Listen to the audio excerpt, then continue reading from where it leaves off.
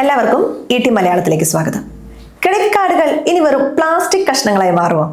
Bank of Baroda ഇപ്പോൾ കൊണ്ടുവന്ന ഒരു മാറ്റം കണ്ടാൽ അങ്ങനെ തോന്നിപ്പോകും. ഒരു വലിയ വിപ്ലവം നമ്മുടെ ഫോണിനുള്ളിൽ, നമ്മുടെ UPI ആപ്പുകളിൽ നിശബ്ദമായി തന്നെ നടക്കുന്നുണ്ട്. സംഗതി നിസ്സാരമല്ല. എന്താണ് യഥാർത്ഥത്തിൽ സംഭവിക്കുന്നത് നമുക്ക് നോക്കാം.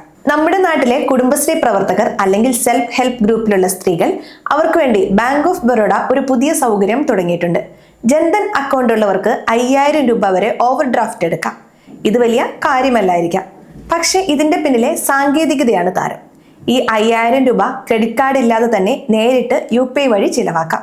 ഇത്രയും കാലം നമ്മൾ UPI ഉപയോഗിച്ചിരുന്നത് നമ്മുടെ ബാങ്ക് അക്കൗണ്ടിലുള്ള പണം ചിലവാക്കാൻ മാത്രമാണ്. അതായത് കയ്യിലുള്ള പണം ഡിജിറ്റലായി നൽകുന്നു.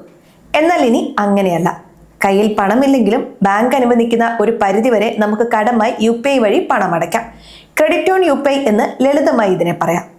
ഇവിടെ നിങ്ങൾക്കൊരു സംശയം തോന്നാനുള്ള സാധ്യതയുണ്ട്. നമുക്കിപ്പോൾ കിട്ടുന്ന ക്രെഡിറ്റ് കാർഡും ക്രെഡിറ്റ് ലൈനും പിന്നെ ഈ പുതിയ UPI ക്രെഡിറ്റും തമ്മിൽ എന്താണ് വ്യത്യാസമെന്ന്.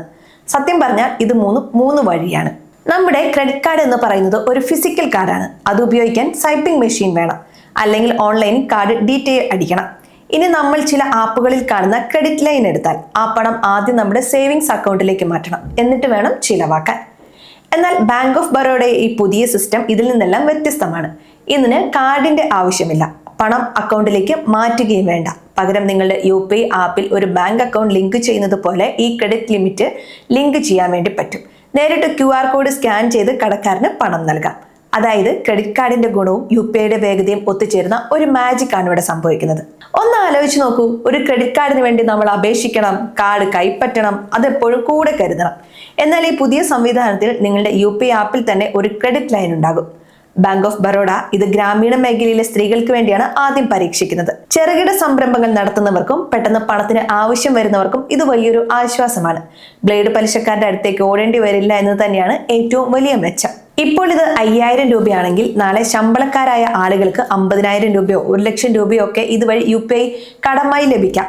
സ്വാഭാവികമായി നമ്മൾ ക്രെഡിറ്റ് കാർഡ് എടുക്കുന്നത് കുറയ്ക്കും. UPI ആക്സെപ്റ്റ് ചെയ്യുന്ന ചെറിയ കടകളിൽ പോലും ക്രെഡിറ്റ് കാർഡ് സ്വീകരിക്കാറില്ല.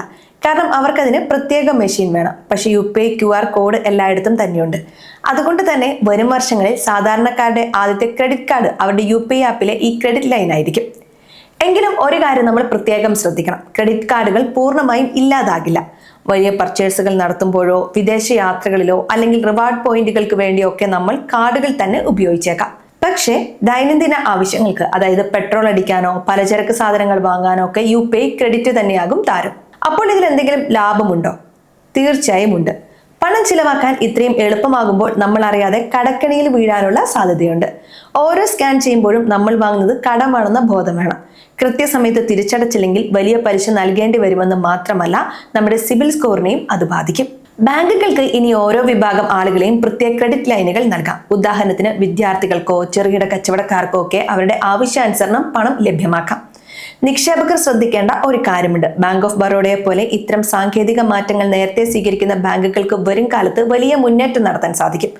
പരമ്പരാഗത രീതിയിൽ മാത്രം ചിന്തിക്കുന്ന ബാങ്കുകൾക്ക് ഇത് വലിയൊരു വെല്ലുവിളിയാകും. ചുരുക്കത്തിൽ പറഞ്ഞാൽ UPI ഇനി വെറും പണം അടയ്ക്കാനുള്ള ആപ്പ് മാത്രമല്ല, നിങ്ങളുടെ ബാങ്കും നിക്ഷേപവും കടം വാങ്ങാനുള്ള സൗകര്യവും എല്ലാം ഒരു കുടക്കീഴിൽ വരുന്ന വിപ്ലവമായിട്ടാണ് നമ്മൾ കാണുന്നത്. ഇതിനെക്കുറിച്ച് നിങ്ങളുടെ അഭിപ്രായം എന്താണ്? ക്രെഡിറ്റ് കാർഡിനേക്കാൾ സുരക്ഷിതവും ലാഭകരവും UPI ക്രെഡിറ്റ് ആണെന്ന് നിങ്ങൾക്ക് തോന്നുന്നുണ്ടോ? എങ്കിൽ താഴെ കമന്റ് ചെയ്യൂ. കൂടുതൽ സാമ്പത്തിക വാർത്തകൾക്കും വിശകലനങ്ങൾക്കുമായി ET മലയാളം ഫോളോ ചെയ്യാം. ഈ വീഡിയോ അറിവിലേക്കായി മാത്രമുള്ളതാണ്. നിക്ഷേപ തീരുമാനങ്ങൾ എടുക്കുന്നതിന് മുമ്പ് ഒരു SEBI രജിസ്ട്രേഡ് അഡ്വൈസറുമായി സംസാരിക്കുക.